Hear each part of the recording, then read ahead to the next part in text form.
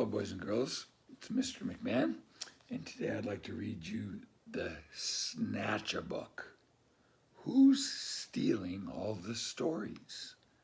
And it's written by Helen Doherty and Thomas Doherty.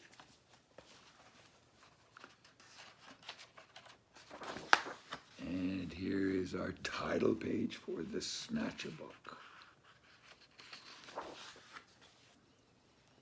One dark, dark night in Burrow Down, a rabbit named Eliza Brown found a book and settled down. When a Snatch-a-Book flew into town.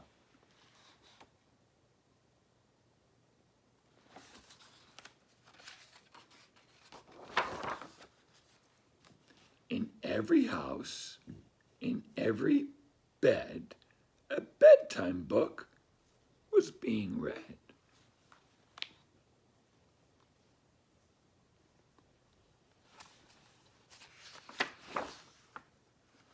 Tales of dragons spitting flames, witches playing spooky games, pirates on the seven seas, princesses trying to sleep on peas. And every child in every bed listened hard to each word said.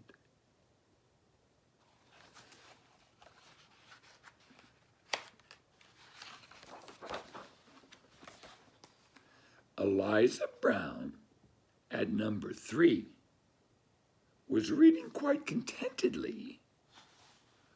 Her curtains opened just a chink. She barely had a chance to blink. Her storybook just disappeared. Eliza found that very weird.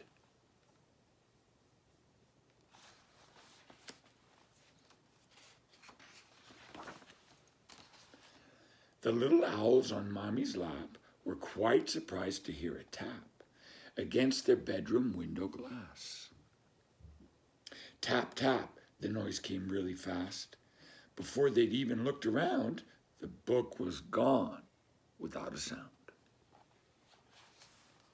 The wind blew wild across the sky.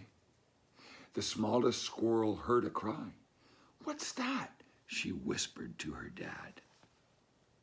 But then, and this was really bad, before they'd had a chance to look, she'd lost her very favorite book.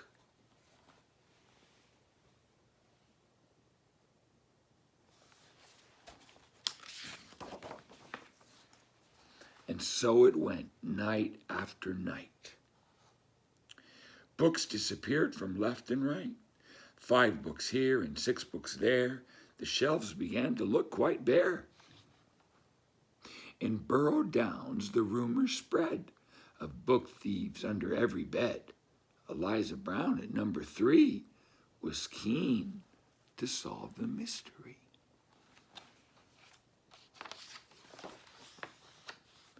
She planned one night to lie in wait and use a pile of books as bait.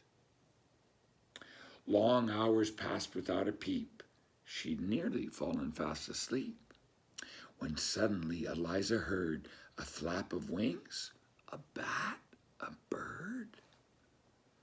Eliza saw a shadow loom, enormous, right across her room. What kind of monster could it be? Eliza thought. You don't scare me. And yet her heart was beating fast. She'd have to face the thief at last.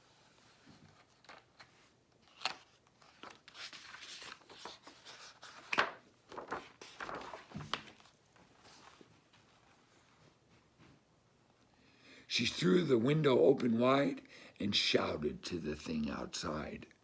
"Stop stealing our books right now. Just give them back. I don't care how."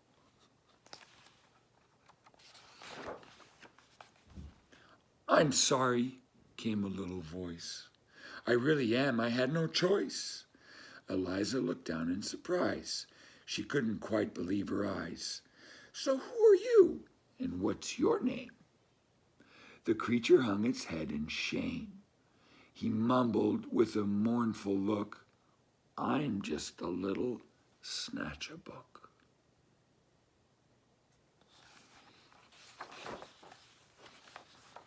Eliza nodded solemnly. She sat the creature on her knee. "You can't just come and help yourself to every book on every shelf." A tear rolled down the creature's eye, and softly he began to cry. "I know it's wrong, but can't you see? I've got no one to read to me." Eliza sighed. He looked so sad. If he just had a mom or dad to read him stories every night, well, then he might behave all right.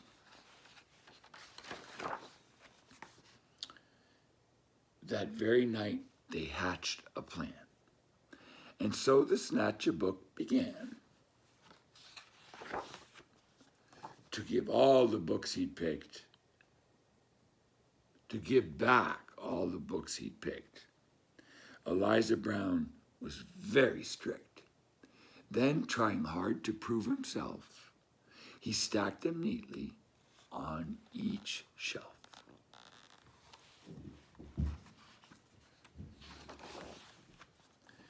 And when he'd made his full amends, Eliza called on all her friends and told them how he'd worked all night to turn a wrong into a right. And now each night in Burrow Down, as darkness falls upon the town, in every house, in every bed, a bedtime book is being read.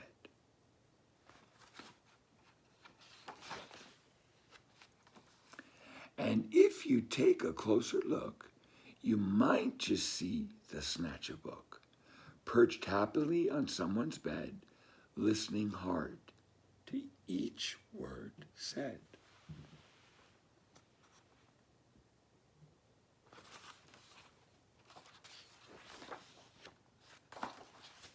Thank you for listening to the Snatch-a-Book. All right, guys. See you next time. Bye.